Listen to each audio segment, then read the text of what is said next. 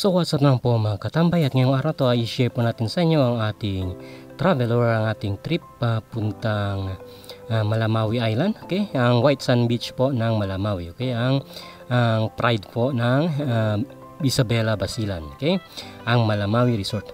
By the way, medyo sikat din po ang beach na to kasi isa po ito sa pinakamaganda at pinakamalinis na beach po sa Mindanao. Okay, ang Malamawi Island. Okay, kasama po ito sa mga press din sa mga panampangan, okay, ng Bungaw Tawi-Tawi or ng hindi naman Bungaw. I think sa kalimutan ko anong lugar pero hindi po Bungaw, sa Tawi-Tawi po, okay, yung Panampangan Island. So parang ganun din po yan.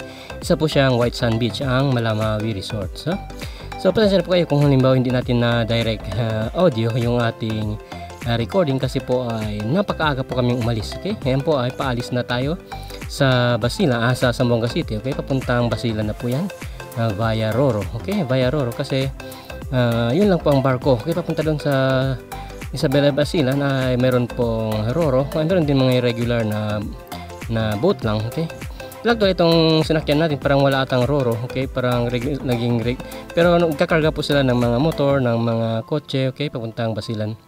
So anyway, sa mga hindi po nakakaalam, okay, dalawang port po ang Basilan. Meron pong Isabela at meron din pong Lamitan. Okay, so wag po kayong magtaka kung halimbawa magkabilaan po yung port na yon. So kung halimbawa at saka malayo po sila sa isa't isa. Okay, so dapat po ay alamin niyo kung saan kayo sasakay kasi kung halimbawa sasakay po kayo papuntang Malamawi ay dapat Isabela Basilan po ang sasakyan niyo para nang sa ganun is malapit kayo sa Malamawi Resort. Okay, kasi kung halimbawa makasakay po kayo ng Lamitan Basilan ay talagang magta-tracking pa po kayo papuntang Isabela para na sa ganun ay mas malapit-lapit kayo or makapunta kayo sa Malamawi Resort. So the best idea po is kung halimbawa from Zamboanga City ay sasakay po kayo ng Isabela Basilan. Kaya hindi po Lamitan. Kasi tulad ng pagkasabi ko po ay dalawang barko po yan. Merong Lamitan Port which is dadaong po sa Lamitan at isa po ay sa Isabela. Okay, Isabela Basilan. So yung Malamawi po ay malapit po sa Isabela. So or nasa Isabela po siya. Okay? So kaya yung dapat ng barko na sasakyan niyo ay yung papuntang Isabela Basilan po. Okay? Hindi po Lamitan Basilan. So yan po ay hindi pa natin alam kung anong lugar yan. Parang resort ata or parang ginagawa nilang resort. Okay? Siguro isa sa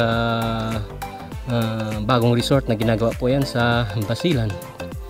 Okay? Yan po ang ating itsura ng almost mga 30 minutes po ito. 30 minutes, mga 45, mga 30 minutes po yan mula sa Zamboanga City. Yan, medyo malinis-linis na po ang panahon. Kasi nung pagkaalis po namin ng Zamboanga ay umuulan-ulan pa ng konti. Okay? Medyo, ano yung tawag doon? Yung parang umaambon. Okay, umaambon po siya at umuulan. Yung pagkaalis po namin sa Zamboanga City. Pero after mga 30 minutes po, papuntang Basilan or malapit na sa Basilan ay medyo luminis na yung weather. Okay, so yan po ang dagat ng papunta Basilan. Well, so far so good naman yung weather. Hindi po siya maalon. Okay, hindi siya maalon, medyo katamtaman lang yung alon. Okay, kasi kung halimbawa pupunta po kayo ng ng maalon ay mahirapan kayong tatayo kasi gumagalaw po talaga yung barko. Okay, so ganyan po ang normal na makikita nyo sa biyaheng papuntang Basilan. Okay, paupo-upo. Okay, kasi unang-una ay hindi naman po masyadong malayo yung Lamitan Basilan or yung Isabela Basilan papuntang Zamboanga City kasi ay almost mga 1 hour lang po yan siya. Okay, so yan po ay parating na tayo papuntang Basilan. Okay, malapit na po tayo sa Isabela.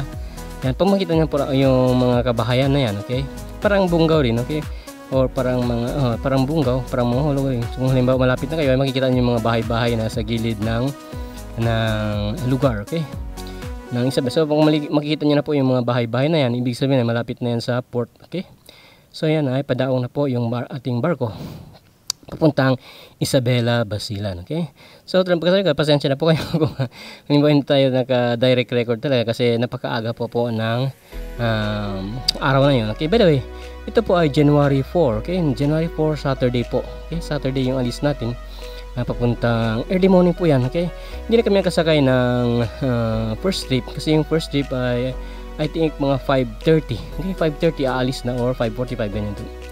By the way, yan po ang sasakyan papuntang Malamawi Island. Okay, magmumunta po kayo or magre-renta kayo or magbabayad kayo ng powered boat, okay, yung parang pump boat papuntang parang ano rin, yung parang sa Aklan, ano yun, Boracay. Halimbawa papunta kayo Boracay, di ba, magganyan din kayo. So ganun din po yan, okay, kala mo papuntang Boracay lang eh. so ganyan po kung halimbawa meron pong ma-arkila sa port mismo, okay, dun sa port mismo. Pero actually itong video po ay nakat na natin pagkadaan po namin sa Isabela Basilan, sa Basilan Port, ay pumunta pa po tayo sa ancestral home ni Mayor Hans Bud, okay, ang ating sponsor dito sa ating trip papuntang Isabela Basilan or sa Malamawi, okay, sa Mayor Hans Bud po. Pumunta po tayo doon, nag-breakfast tayo doon sa kanilang bahay, sa kanilang ancestral home, yung bahay ng kanyang nanay. So doon tayo nag-breakfast. So hindi ko na po nakunan yung video ngayon kasi gutom na gutom lahat ng mga tao, yung mga kasama natin. So yan po, sa Malamawi Island na po yan, okay. So pagkadaong po namin dito, nagtaka si Mrs. bakit sabi niya may mga bahay-bahay at walang mga buhangin. So sabi ko yung beach ay nasa kabilang dako, okay. So by the way, yung Malamawi Island po ay isang island, okay. Yung sa harap niya or yung mga port ay yun po ang residential, okay. Yung residential ay yung dadaungan ninyo ay residential po siya, pero yung beach po ay doon sa kabilang dako po, kung sa kabilang dako ng island, doon po makikita yung White Sand Beach o yung beach mismo ng Malamawi, okay. So magkabilaan po siya. So ibig sabihin ay from the port, dito po sa port na yan, ay sasakay na naman tayo ng isa pang tracking, isa pang biyahe kung ay papuntang yan, okay. So yung sakyan po namin ay parang van style na jeep, okay, parang kinonvert na sa jeep yung isang van. So meron din po, kung halimbawa maramihan po kayo, okay, meron din naman mga minivan, okay, meron sila mga minivan, meron mga full size na van.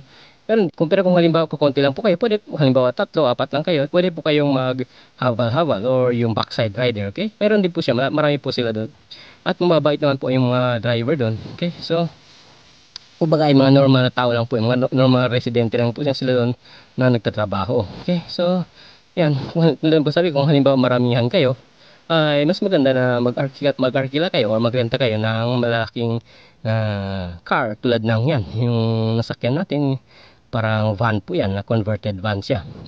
Pero kung halimbawa kakunti lang kayo, like example mga 12 lang kayo, ay pwede na po yung minivan, okay. Mayroon po silang minivan or yung bichu, okay, yung tinatawag nilang chihuahua, okay. So bichu, meron din po, pwede na arkilan doon sa mismong port po ng Malamawi Resort, okay. So pagdaong nyo doon sa Malamawi, ay meron na pong mag-offer sa inyo ng mga sasakyan kung halimbawa maramihan kayo or konti lang kayo or dalawahan lang or solo ride ka lang. Kung solo ride ka lang, for example vlogger ka, travel vlogger ka, maghawal ka na lang, okay, mag-backside rider ka naman, safe naman po, okay. Napaka-safe naman po dito sa Malamawi. So far ay wala naman pong insidente ng whatever na mangyayari dyan sa inyo, okay. So far maganda naman, safe naman, peaceful, okay. Peaceful po ang Malamawi Island. So yan po, tulad po sabi ko, ang beach po ay sa kabilang dako, okay. Ibig sabihin yung port po dito sa kabilang dako, yung beach mismo ay nandun po sa kabilang dako niya, okay. Ibig sabihin talagang kailangan yung sasakyan, kailangan mo ng sasakyan papunta doon po sa White Sand Beach. Yan po ang buhangin niya, okay. Talagang napakaganda po ng buhangin niya. Parang kung halimbawa kung pupunta po kayo ng Dubai, okay, parang yung buhangin ng Dubai, ganyan po siya, parang yung pinong-pino talaga, yung parang ano yun, parang arena. Yung arena pala sa Chabacano ay flower, di ba, ay flower, buhangin. So yung arena po as in yung parang yung flower, yung parang mga cake flower, parang ganun, napakapino po ng buhangin. Ayan po, napapansin nyo, napakaganda po ng buhangin ng Malamawi, okay. So by the way, hindi po maganda yung panahon pagdating namin dun kasi overcast pa rin, kumbaga ay maraming mga clouds. So yan, ganyan po ang itsura ng ating lighting kasi nga dahil sa dating umulan. So yan po ang kanyang yung parang ano niya, yung parang mini port, di ba. Marami pong namimingwit diyan. Ngayon namimingwit diyan. Okay.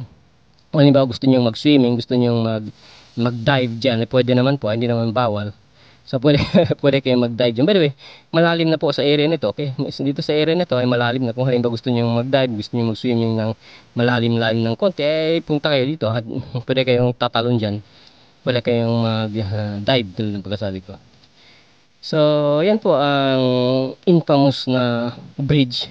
Yung, ano yan, yung laging nasa picture ng Malamawi, di ba? Yung pahaba. Tapos meron siyang parang, yung house na yan, yung sa dulo niya. Yung parang port house yan. So, yan na po yan. Okay, yung landmark ng Malamawi. Okay, kumbaga yan na yung area na kung saan ay laging maraming picture na nakikita nyo sa mga Google. Okay, kung ano yung research yung Malamawi ay always po yung kasama yung yan, yung port, yung port na parang bahay-bahay na yan. So, yan po ang ating travel papuntang Malamawi Resort.